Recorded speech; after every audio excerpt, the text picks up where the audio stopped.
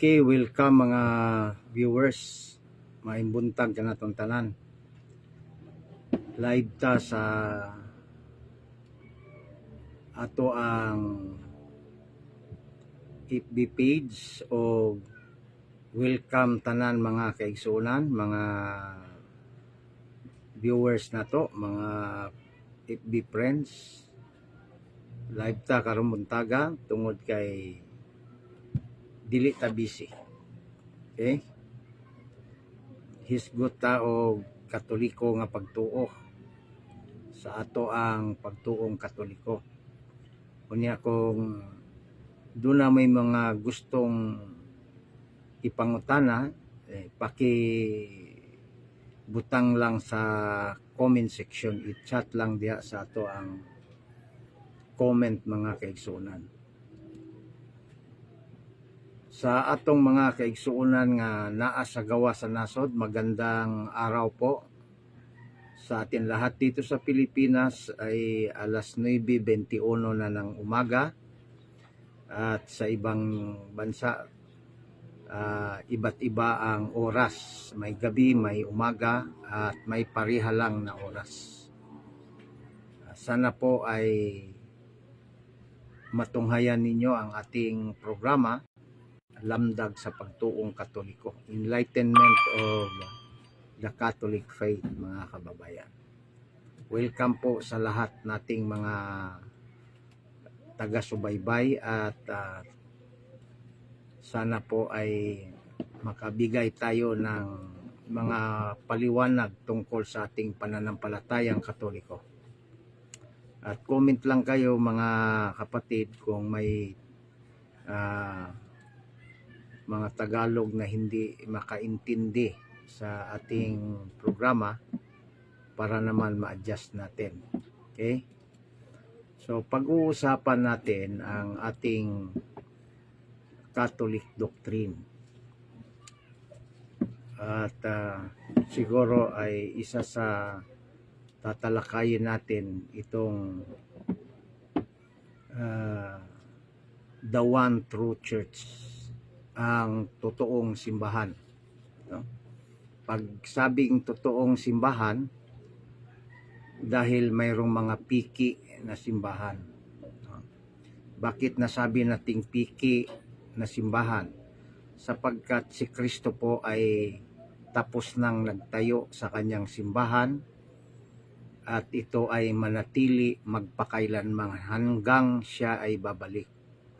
Kaya kung magtatag ka ng simbahan mo, samahan na relihiyon, ito po ay hindi kay Kristo, ito po ay pagkompetensya lamang sa tinayo ni Kristo. Sapagkat si Kristo po, ang kanyang simbahan ay manatili hanggang wakas at gabayan niya habang narito pa sa lupa. Ang sabi niya, I will go always with you until the end of time. Okay. So sa makatuwid mga kababayan, ang simbahan na kay Kristong tayo ay hindi mawawala.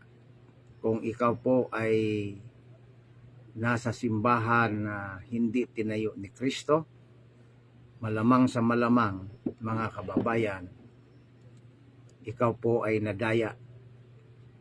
Kaya ang gagawin mo, suriin saan, kailan at sino ang nagtayo ng simbahan.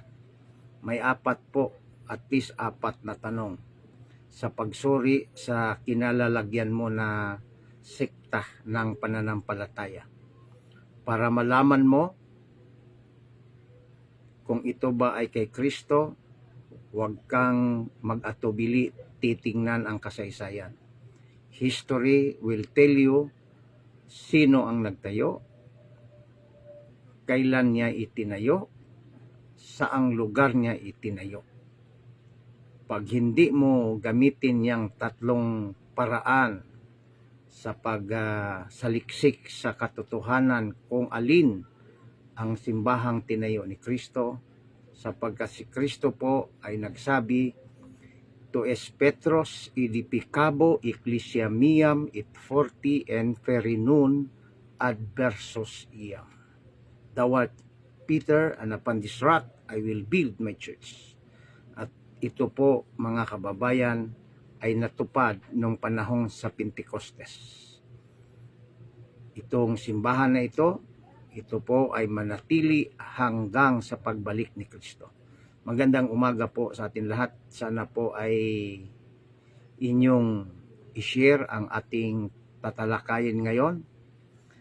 Ating tatalakayin ang the 4 marks of the true church. Okay? Sabi natin bakit true church? That is a technical term to distinguish the false one.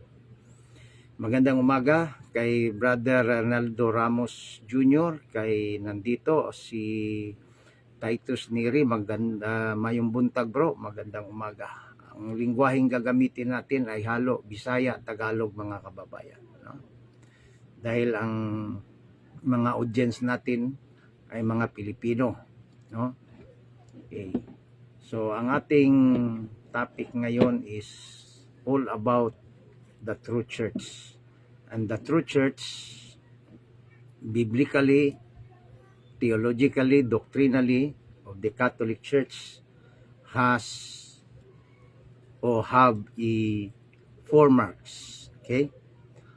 The first one, alamin natin ano po ba ang konsepto ng simbahan. Ang tinatawag na church sa English, simbahan sa Tagalog. No?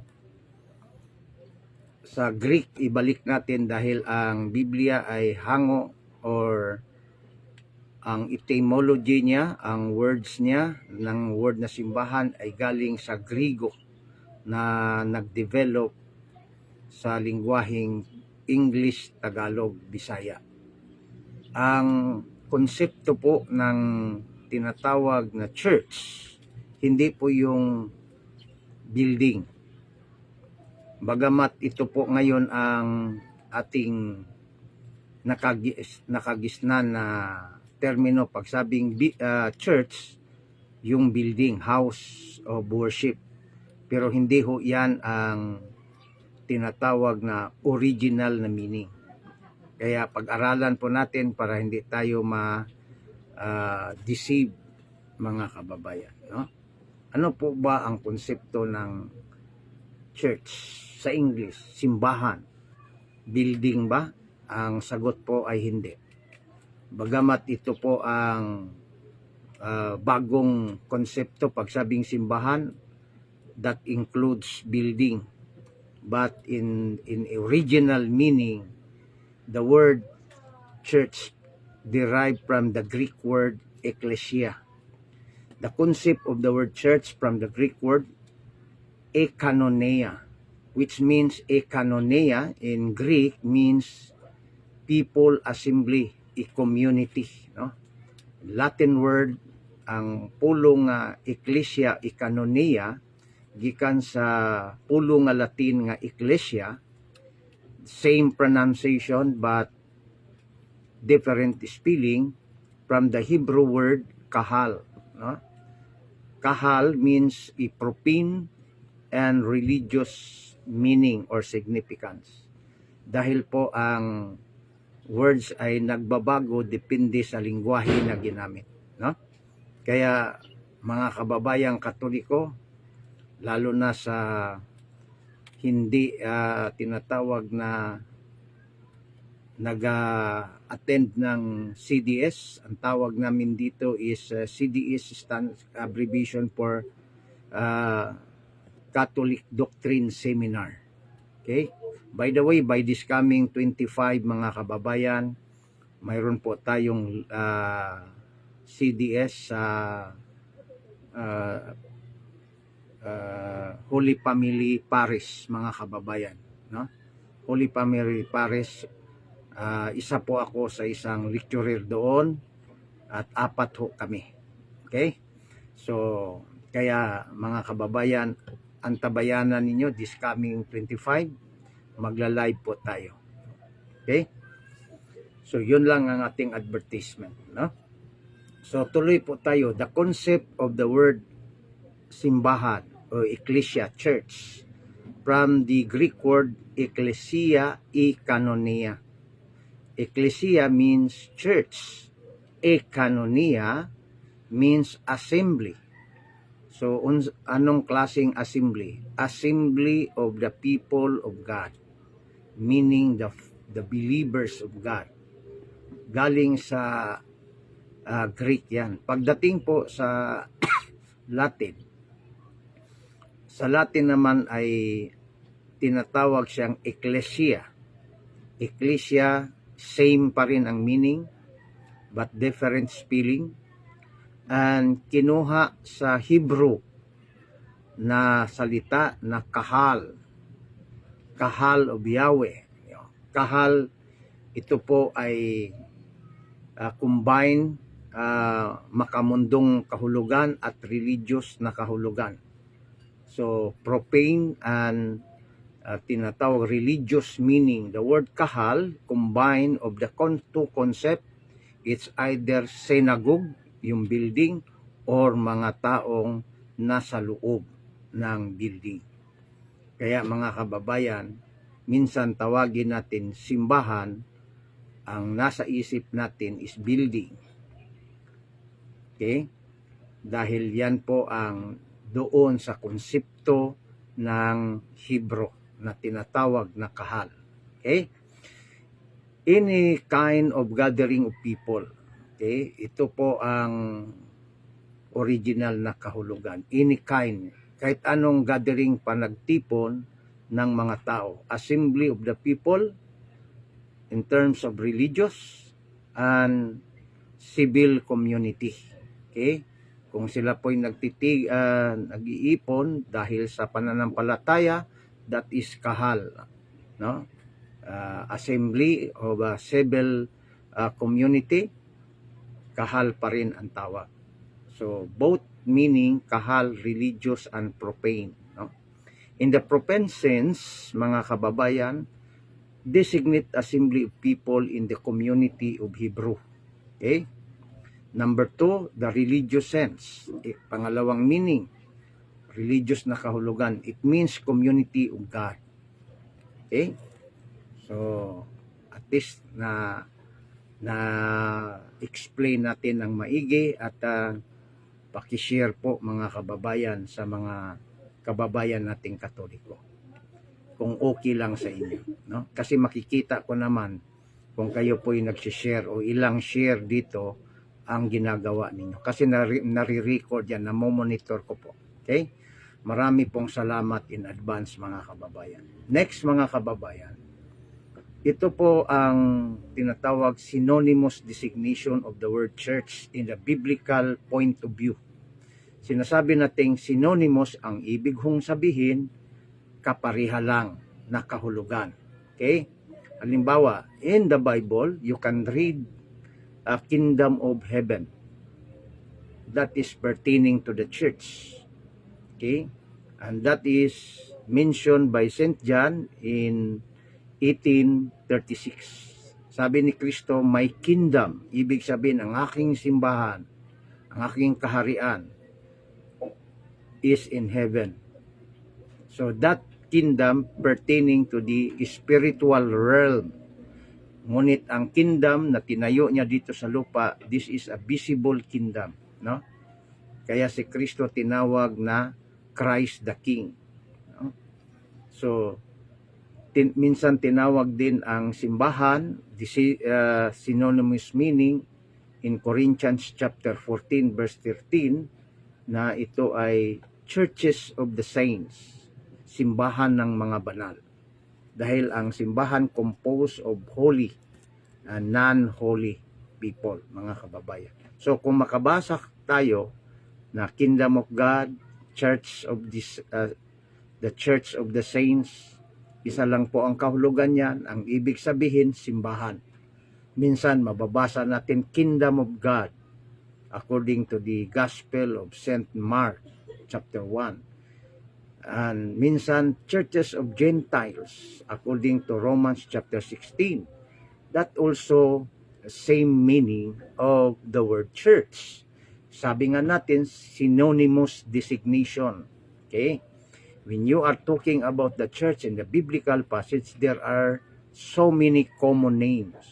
like so-called Kingdom of Heaven, Church of the Saints, Kingdom of God, Churches of the Gentiles, Household or House of God, according to 1 Timothy chapter 3, House of God, Church of God, according to Galatians chapter 1, Church of Christ, according to Romans chapter 16, Body of Christ, according to Colossians chapter 1. All of those, mga kababayan, are the same meaning.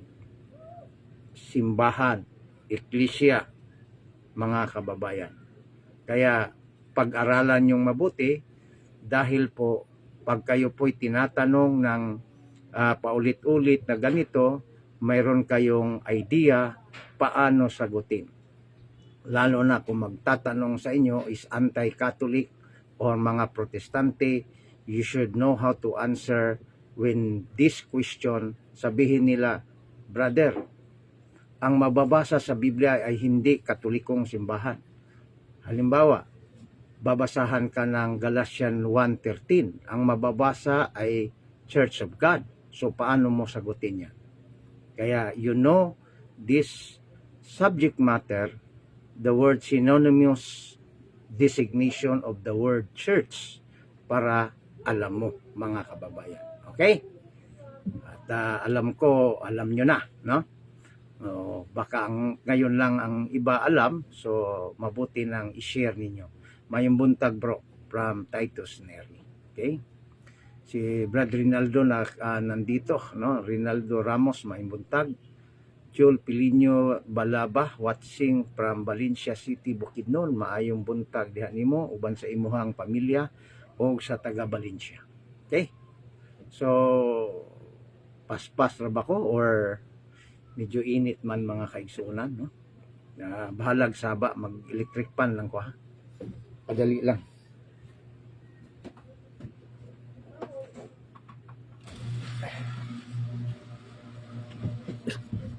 Saba manggod kan manggod kayo, init kayo, no? Hindi manggod ta dato kay mag-aircon ta. Okay. Padayon ta, mga kaigsunan. Second, I would like to emphasize nga ang tinuod nga simbahan dili bisang kinsa lang ang mutukod niya na. So, ang mutukod niya ng tinuod nga simbahan, ang Dios gayud mismo, dili ang tao. Si Kristo Dios nga nahimong tao, pero dili kay tao lamang. So, kung ang imong simbahan gitukod na og tao, tanawa ang kasaysayan, therefore magnilay, Tagalog pa, magnilay-nilay na po kayo. Kung magpatuloy ka pa ba o papasok ka sa simbahang itinayo ni Kristo. Bagamat ang tinayo ni Kristo ay hindi perpektong simbahan, mga kababayan. Because the church is not the mausoleo of saints, but the church founded by Christ is just like hospital of sinners para mahiling ang mga kasalanan. Kaya mayroon tayong mga medicine of the soul, the 7 sacraments, mga kababayan. Kaya ang simbahan ay simbahan po para tayo'y magamot sa ating mga kasalanan. Okay? Kaya ating i-discuss yan, mga kababayan. Wala man gani sila kabalong mabasa letra po letra sa King James Version, Holy Child Jesus, o balaang bata nga si Jesus sa Cebuano Parallel Version King James. So wala sila kay balo sa pangutana nga ay kanang mabasa ba na balaang bata, no? So mao na ang pangutana, kung pangutanon mo nga asa nang gitawag Holy Infant Jesus kanang sa sinulog. Okay? So balik ta sa atong issue. Salamat kayo, Brother Rinaldo, sa imong comment, no? So sa aton ang giingon, sinasabi po natin that the church, the true church, the very true church is founded by God, not mere man. No? In the prophecy of Daniel chapter 2 verse 44, mga kababayan, ang sabi po dito, in these days the king shall the God of heaven. Sabi dito, in this day of kings, sa panahon ngayon ng mga hari. Okay, yan ang ibig sabihin. God, sabi dito, shall the God of heaven set up a kingdom. So ano po ang propesya? Ang Diyos mismo ay siyang magtayo ng kanyang kaharian. Na ang sabi po natin, one of the meaning of the church in a biblical terminology, ang simbahan ay minsan pang tinawag kingdom of God, no? So kaya madaling maintindihan, which shall never be destroyed. So ang simbahang itatayo ng Diyos, ito po ay it will last forever, hindi ho magigiba. And this kingdom, sabi ng propesya, itong kaharian na ito, itong simbahan na ito, shall not left other people, hindi ito maagaw ng ibang tao. Okay? Kung ang ibang kingdom ay naagaw, mga kababayan, itong kingdom na ito na sinasabing simbahan, hindi ito maaagaw na kahit sino. Dahil po ang background nito, mga kababayan, in the historical background, ang tinatawag, tinayo ng mga hari ay literally is the kingdom of the king, but it will destroy. It was destroyed by the invaders. Nung una ay Assyrian, then pagkatapos Babylonian, Assyrian kingdom, Babylonian kingdom, ito po ay naagaw ng mga tao. But this kingdom pertaining to the church, sabi natin, ito po ay hindi maghihiba. Ito'y dadaan sa pagsubok, ngunit hindi mawawala. Because God says, this kingdom shall never be destroyed. Hindi ito mawawala. Hindi ito maaagaw ng sinuman, sabi dito. But it will break, sabi dito, it will break in pieces and consume all this kingdom, and it shall stand forever. So marami na hong nangyayari sa simbahan. Persecution in and out, left and right, during the time of emperor in Rome of Diocletian, Trajan, hanggang si Nero, mga kababayan, ay walang humpay na pagligalig sa mga tinatawag Christians, hanggang dumating kay Emperor Constantine at ito po'y natigil. Yan po ang kasaysayan. Ngunit ang simbahan ay nanatili, mga kababayan, at lalo pang sumiglat mo lumaki panahon ni Constantino. Sapagkat si Constantino ay nagbigay ng kautusan na hindi na ililigalig ang mga manampalatayang Kristiyano. At ang Kristiyanong tinutukoy yan walang iba po kundi ang dala-dala ang cross, hindi ho protestante. Sapagkat ang protestante ay lumitaw lamang, humiwalay lamang sa Katoliko noong 16th century. Kaya yan po ang dapat nating makita. So balik ho tayo. Sa Daniel 2:44 na ang propesiya, ang Diyos ang magtayo ng kanyang simbahan, ito po ay may katuparan. Kung ang hula ay hiwalang katuparan, ito po ay false prophet. Ngunit itong Daniel 2:44 na ang Diyos ang magtayo ng kanyang simbahan, ito po ay natupad. Saan po natupad? Doon sa Diyos na nagiging tao na si Kristo. Si Kristo po sa kanyang pagkatao, sinabi po niya sa Matthew 16:18, and I will say unto you, Peter, and thou shalt and you shall that you shall art thou Peter, and upon this rock, sabi niya, no? On this rock I will build my church, and the gates of hell shall not prevail against it. So inulit ni Kristo ang sinabi ng propeta na itong simbahang itatayo ng Diyos, binigkas sa Daniel 2:44, ay hindi ito magigiba. At katunayan yan ng sinabi ni Kristo, kahit ang kamatayan ay hindi makapahinto sa simbahan. At ang natupad ang hula, mga kababayan, kay Kristo na Diyos na naging tao na nagtayo ng kanyang sariling simbahan. Kaya kung ang simbahan na iyong kinalagyan ngayon ay makikita mo na ang founder niyan hindi ang Panginoong Jesucristo, yan po ay bogus, yan po ay piki. Masakit mang sabihin, pero yan po ang katotohanan. Okay? Kaya sa tinatawag na formal na meaning, ano po ang meaning ng simbahan? Sinasabi na ang church is a congregation of all baptized person united in the same faith, the same sacrifice, and the same sacraments, no? Under the authority of sovereign pontiff and bishops in communion with him. Yun po ang sinabi ng ating Our Catholic Faith by Bishop Larabor Moro. Ito po ang formal na will define what is the meaning of the church. Okay? So, ang sabi dito, a baptized person. No? So, kung hindi ka bininyagan, hindi ka pa membro, hindi ka pa united sa simbahang tinayo ni Kristo. Yan po ang doktrina ng ating simbahang Katoliko. Ang hindi pa nabinyagan ay sinasabi nating mga pagan, no? Dahil ang isang pagano, siya po'y mabinyagan sa Kristiyanong binyag, siya po'y tinatawag na followers of Christ. Kaya ang tinuturo, Ebanghelyo ni Kristo na dapat niyang isabuhay, susundin sa buhay niya.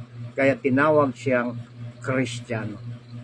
Kaya pag sinabing Kristiyano, yan po ay masilan na meaning. Ibig sabihin, tinupad mo at gusto mong tuparin ang turo ni Kristo.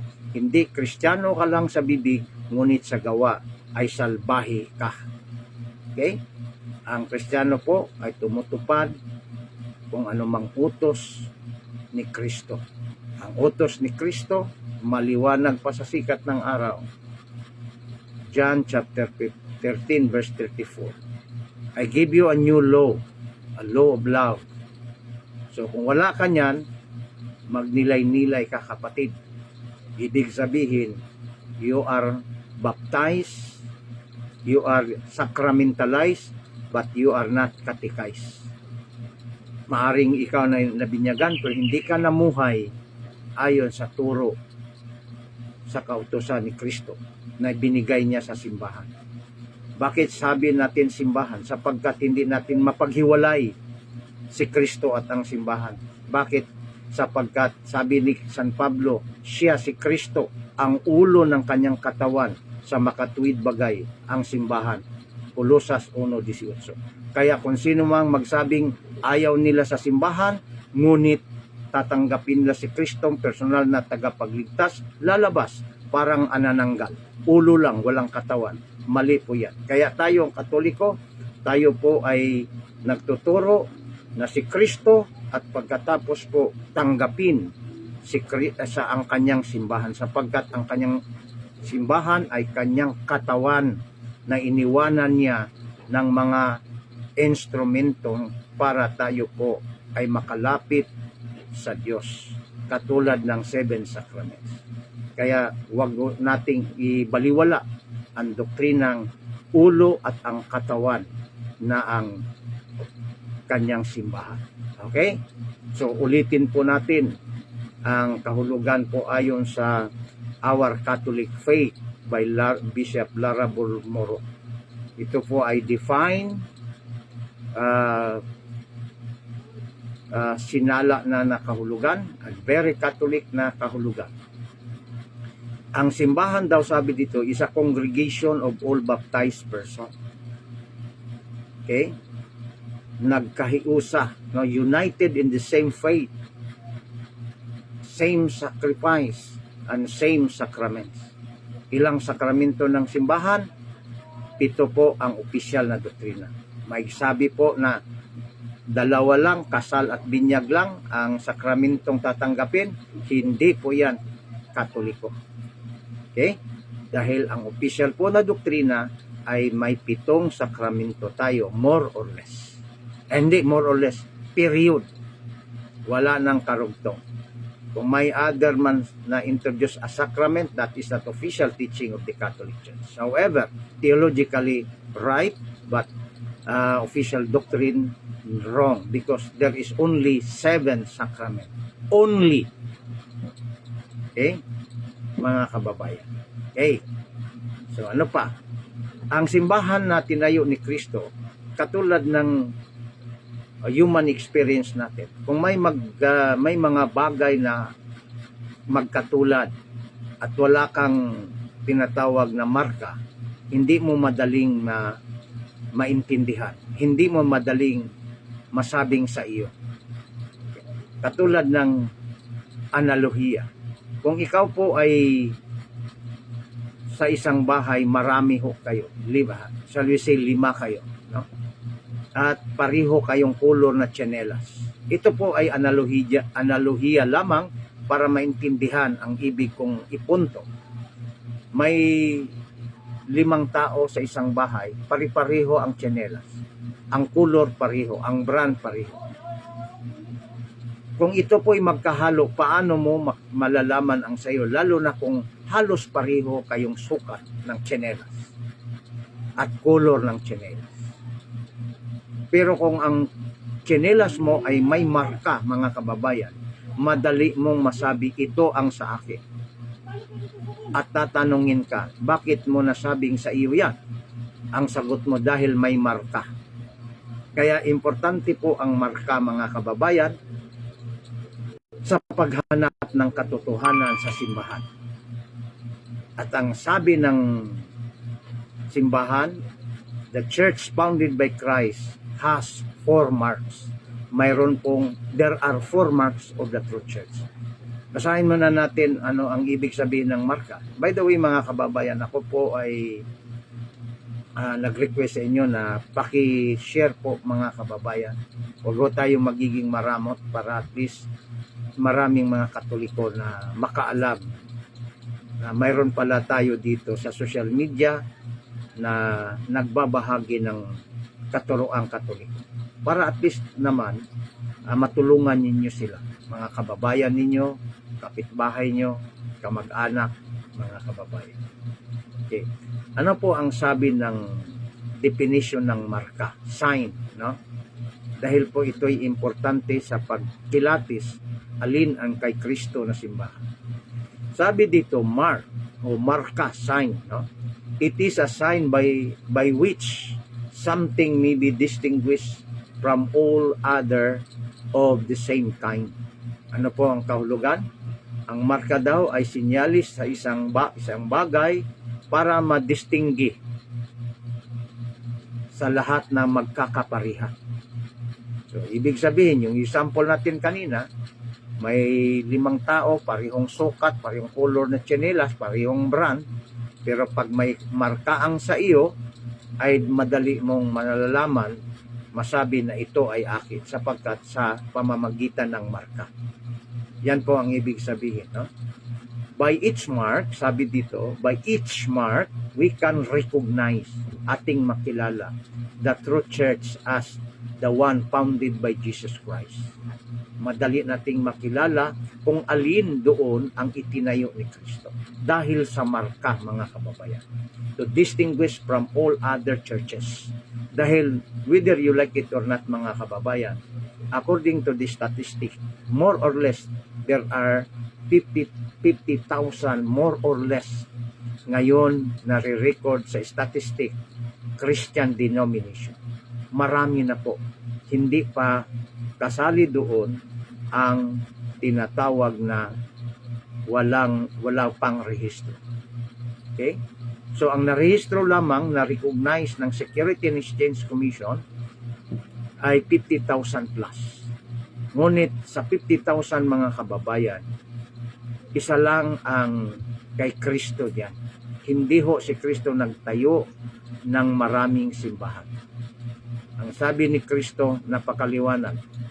Kahit grade 1 ka, maintindihan mo na ang sabi ni Kristo, upon Peter, you are Peter na upon this rock, I will build my church, not churches.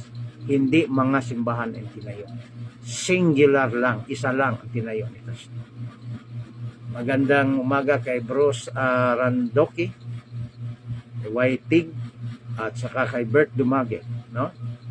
Kaya mabuting pag-aralan natin at kung gusto ninyo, pwede ninyo itong i-save para ulit-ulitin ninyo, mga kababayan. Okay lang po, no? Gusto nating makapag-service. Okay, pupunta tayo sa first mark of the church. Okay. Ano po ang unang marka sa simbahang tinayo ni Kristo? One, unity, no? One, unity. Hindi lang tinatawag na unity sa doktrina, sa paniniwala, sa leadership, but only one church. Hindi maraming simbahan. One, isang marka ho yan sa simbahan na tinayo ni Kristo. Kung maraming tinatawag na Katoliko, i-trace nyo po sinong nagtayo. Example lang mga kababayan, huwag kayong magagalit. Baptist, marami pong Baptist. General Baptist, Anabaptist, Emmanuel Baptist, maraming Baptist. Saan po ang sinabi ni Kristo na maraming Baptist itatayo? Wala. Sabi ni Kristo kay Pedro, I will build my church, hindi churches. So maraming Baptist, klaro mga kababayan, na hindi nagtayo si Kristo ng Baptist na marami. Kaya i-trace ninyo saan galing yan. Kaya history is the best guide for you to dig up what is the true church, where is the true church. Okay? Okay. Isang marka is one o unity. Sabi dito, ang kahulugan ng one o unity, to be understood not merely in numerical unity or unicity, no? Hindi lang numerical, no? O numero na isa. As per doctrine sinasabi, but above all, no?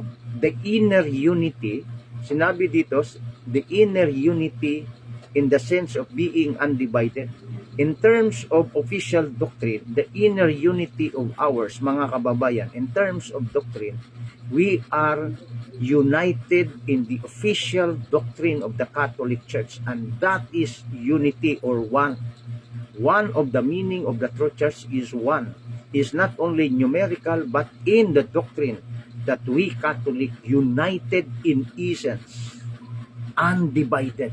Pag sinabi natin there is purgatory, whole community of believers of Catholic Church in the world believe that there is purgatory.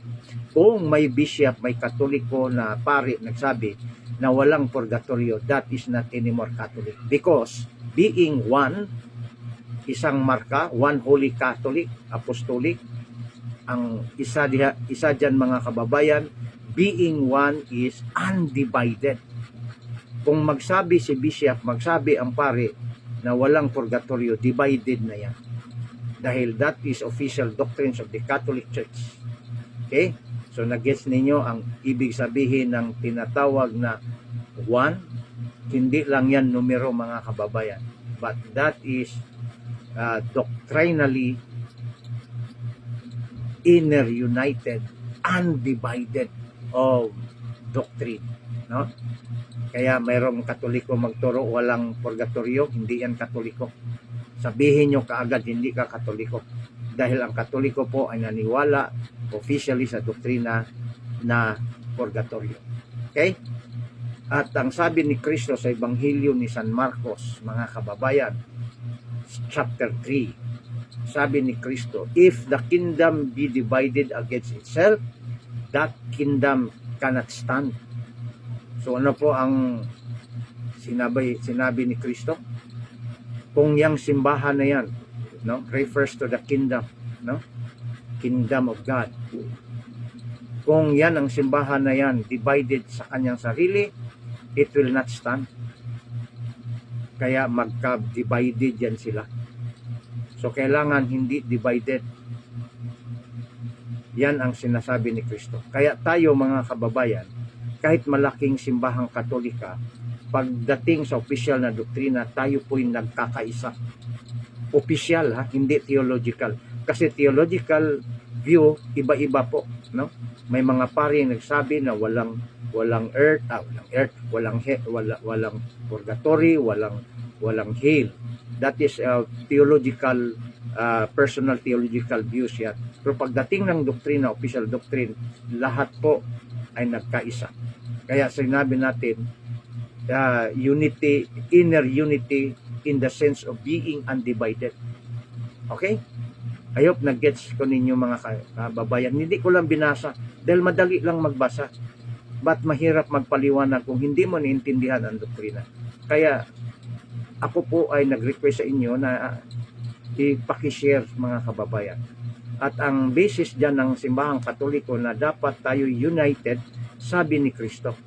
Hindi lang ang simbahan ang gumawa niyan para lang tayo magkaisa. Si Kristo ay nagsabi din, if the kingdom, sabi niya, be divided against itself, it cannot stand.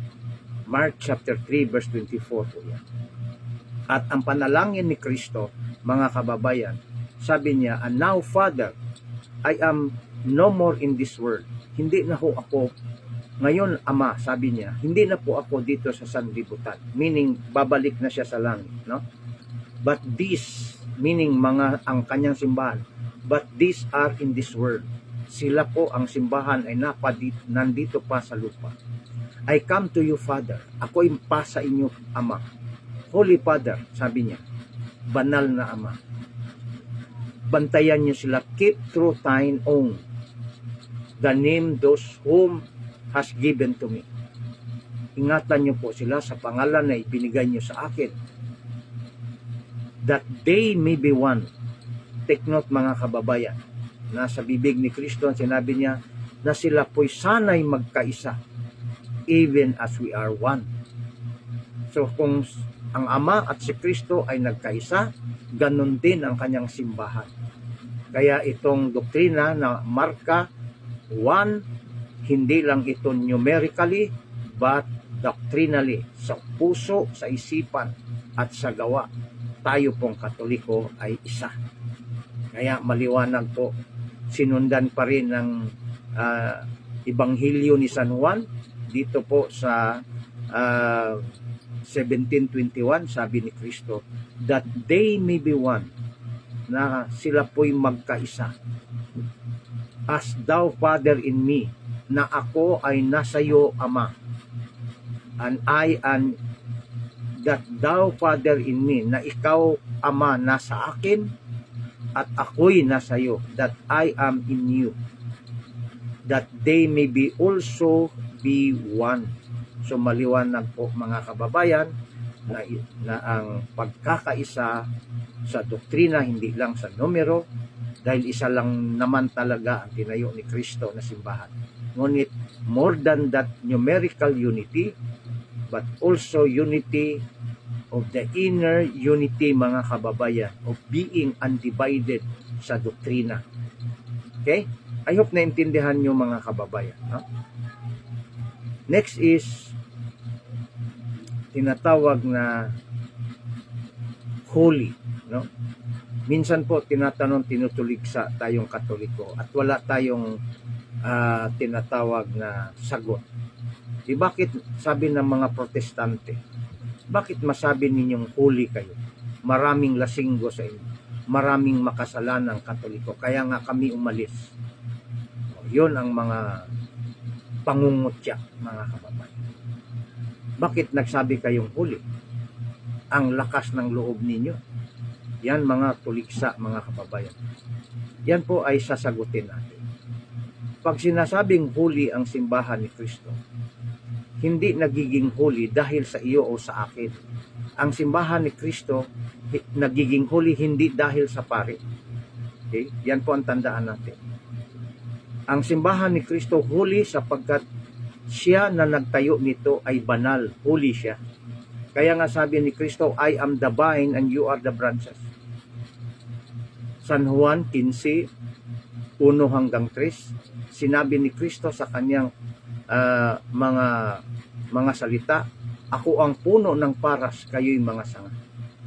So, ang puno ng simbahan na si Kristo ang nagtayo ay banal mga kababayan. Kaya ang simbahan nagiging banal dahil kay Kristo. Hindi dahil sa iyo, hindi dahil sa akin, hindi dahil sa pari.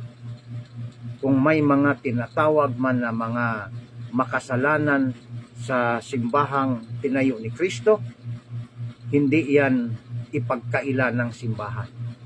Kahit man sila pa ay 12 pa lang ang membro ng simbahan, 12 apostles pala, mayroon na hong masama at hindi namumuhay ayon sa turo ni Kristo, si Judas Iscariote.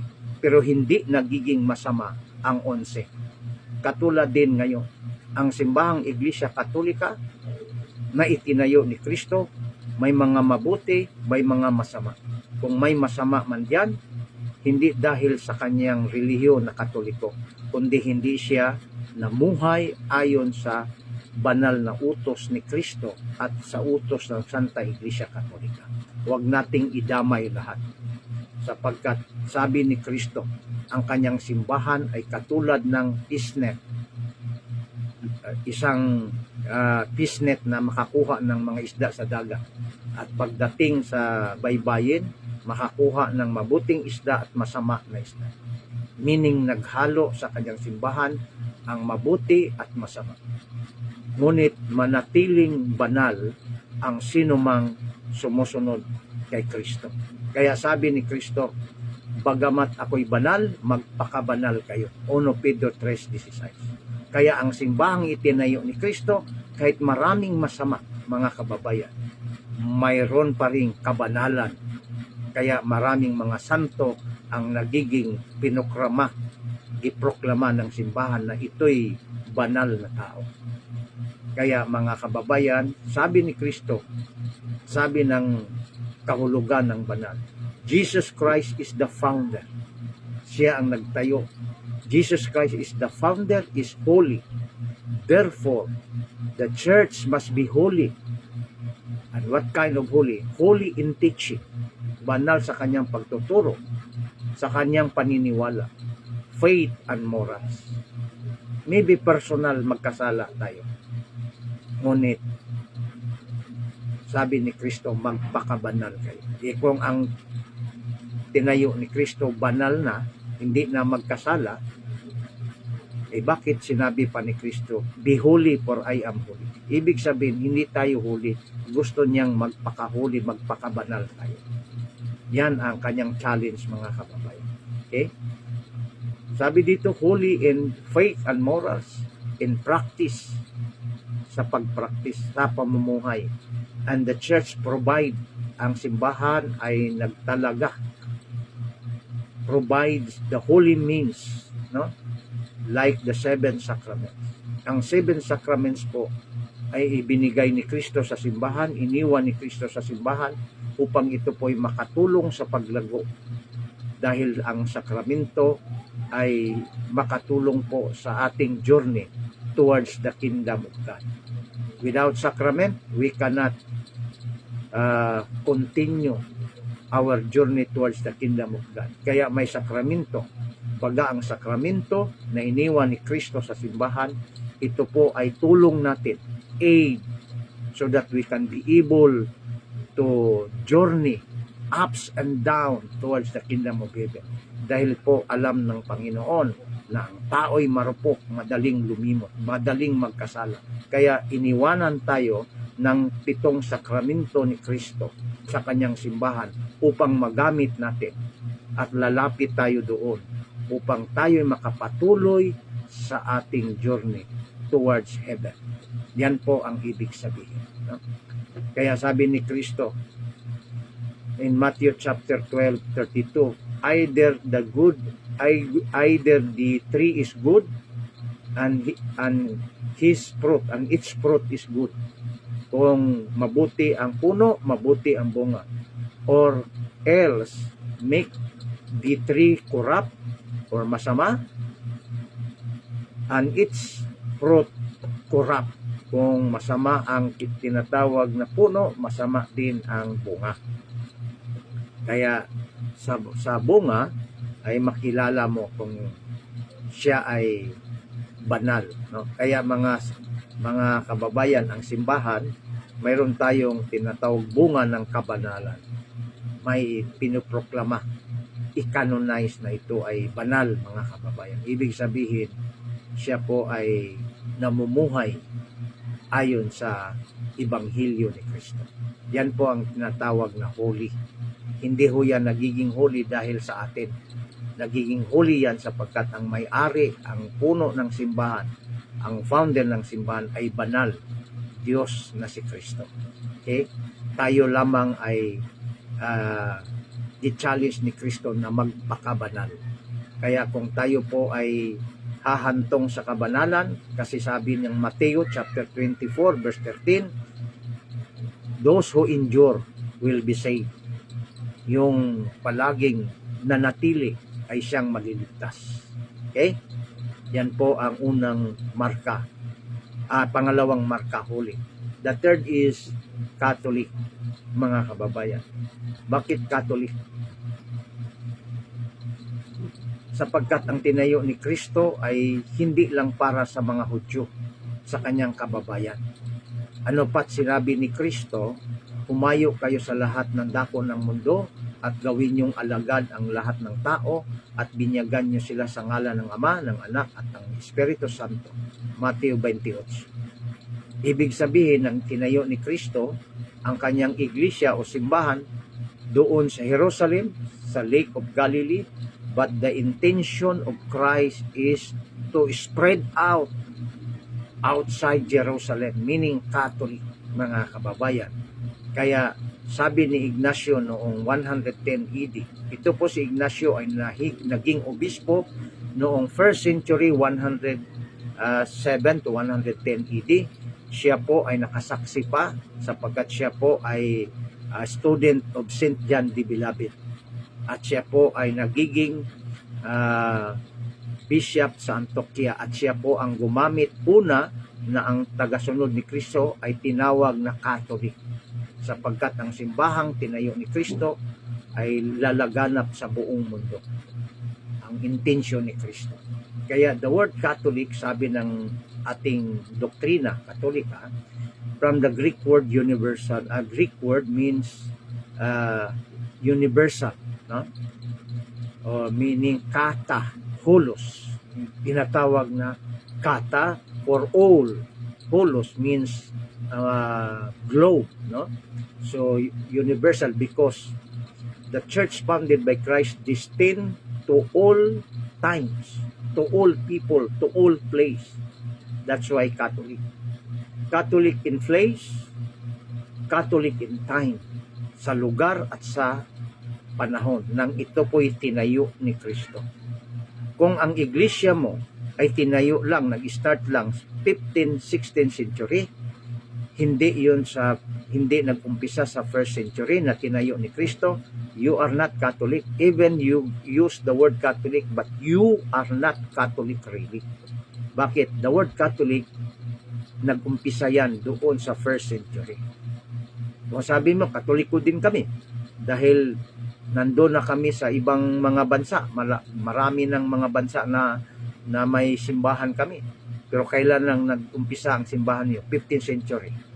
Saan kayo sa 14th century? Pababa. So, hindi kayo Catholic in time. Mayroon kayong panahon na hindi nag-exist. Kaya hindi kayo Catholic really. Okay? The word Catholic, ang simbahang Katoliko ay nandyan na. Nang itinayo ni Kristo hanggang ngayon. Nandyan pa rin. Nangakababayan. So, kaya sinabi, Catholic in time and Catholic in place. Okay? Take note, the old Protestant church denomination started from 16th century only. Okay? Ngunit sinabi na ni Kristo sa Mateo 28, go out to the whole world and make my disciple of all nations, baptizing them in the name of the Father, the Son, and the Holy Ghost. Sa Greek, ang pagkasabi, Poriotentes hon mati, pantata hon baptisontes, hon iston, honomatu, pantis kai hon kaitu hageyo, yumatos didascontes. Yan po ang pagkasabi sa Greek, mga kababayan, sa Matthew chapter 28. Next, mga kababayan, ang apostolic. This is the last mark of the church, because apat lang niya na marka: 1, holy, Catholic, and apostolic. No? Why is it apostolic ang pang-apat na marka? Dahil sinabi po ni San Pablo na ang tinayo ni Kristo is apostolic. tinayo doon sa mga apostoles. Ephesians chapter 2 verse 20. Simply because it was founded by Christ to the apostles. No? Tinayo ni Kristo sa kanyang mga apostoles kay San Pedro mismo. At si San Pedro mismo, mga kababayan, ay binigyan niya ng susi. Matthew 16:19. Peter, ay ibigay ko sa iyo ang susi sa kaharian ng langit. Ano mang ipagbawal mo sa lupa ay ipagbawal din sa langit. Ano mang iyong ipahintulot dito sa lupa ay ipahintulot sa langit. Ibig sabihin, the church na tinayo ni Kristo has divine authority. Kaya ang simbolismo na tinatawag na susi, authority to open, to bind and to loose. So ang simbahan na tinayo ni Kristo, binigyan niya ng authority. Hindi niya binigyan ang mga protestante dahil ang protestante ay galing yan sa Katoliko noong 15th, 16th century, mga kababayan. Okay? So ang binigyan ni Kristo ay ang kanyang simbahan. At ginamit yan ng simbahan, mga kababayan. At sabi ni Kristo sa kanyang alagad na si Pedro, ang unang tinuro niya na magbantay sa kanyang mga karnero, na ang ibig sabihin mga tao, simbahan. Sa San Juan 21:15-17. Sabi ni Kristo, Peter, thou love me. Sabi ni Peter, yes Lord. Pangatlo, binanggit ni Kristo, Peter, thou love me. Parang nalumbay si Pedro dahil paulit-ulit na. So ayon sa mga dalubhasa, kaya hindi ibig sabihin hindi naintindihan ni Pedro. Naintindihan ho ni Pedro. Ngunit bakit inulit 3 beses ni Kristo? Theologically speaking, sabi ng mga dalubhasa, mga kababayan, upang ito po ay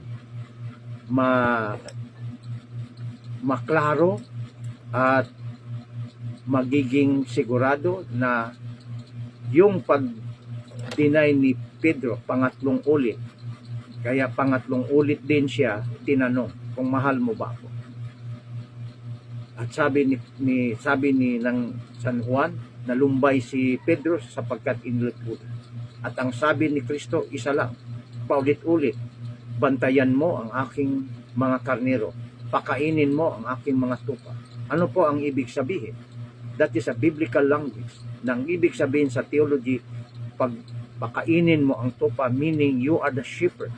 At ang shepherd, mga kababayan, ay isang tao na magbantay sa mga karnero, literal. At ang sabi ni Kristo sa Jes ng Juan 16, I am the good shepherd of the sheep. So ito pong Kristo na tagabantay ng mga karnero ay inilipat niya nga doon kay Pedro. Na ang ibig sabihin ng sheep ayon sa biblical language ay mga tao. Mga taong naniwala sa Diyos na bantayan ni Pedro, meaning ang simbahan. Ayon sa Salmo 99:13, ang mga tao ay mga karnero sa sabsaban. So ibig sabihin, mga kababayan, Peter is the first leader entrusted by Christ the keys sa susi upang bantayan ang simbahan. Kaya apostolic, mga kababayan. Sabi ni Kristo, mga kababayan, feed my sheep, feed my lamb. Ano po ang ibig sabihin? Kung sabihin ka ng isang amo mo, bantayan mo ang aking mga tupa. Ibig sabihin, you have the authority to guard sa mga tupa. Pero ang tupang binabanggit, mga kababayan, ay simbolismo lamang sa mga tao.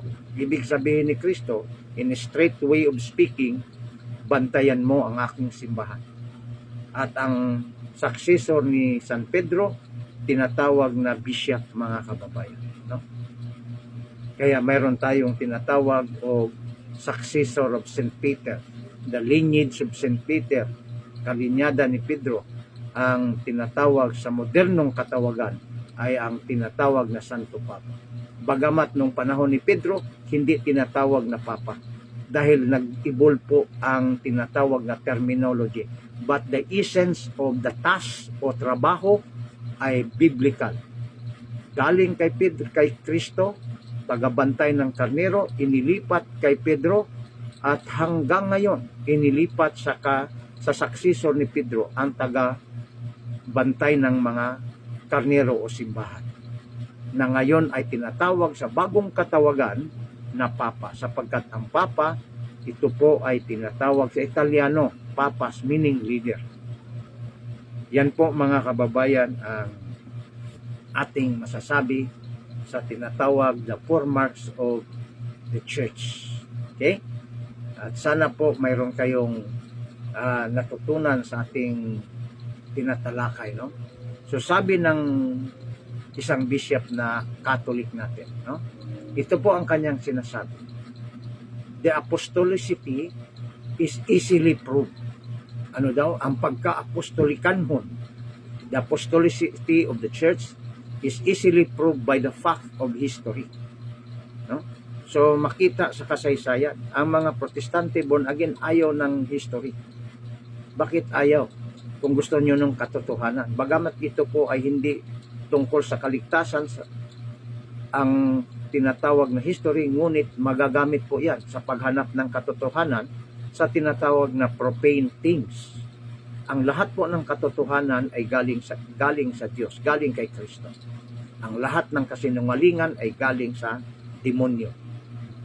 All truth came from Christ because Christ said, Igusum veritas via igbeta. I am the way, the truth, and the life. So lahat ng katotohanan ay galing sa Diyos. Lahat ng kasinungalingan galing sa demonyo.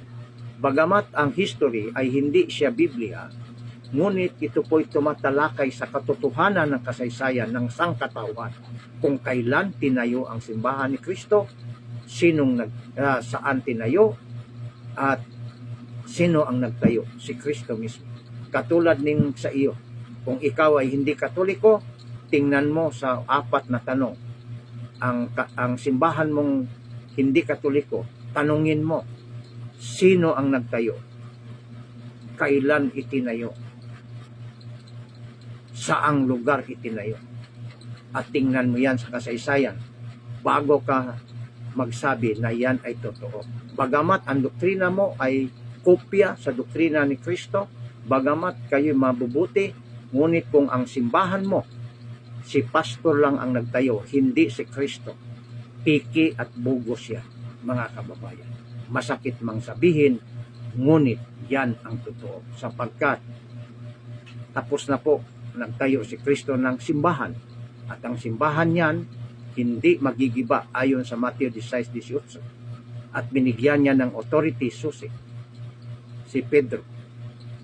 At ang simbahang tinayo ni Kristo, siya po ay nariyan.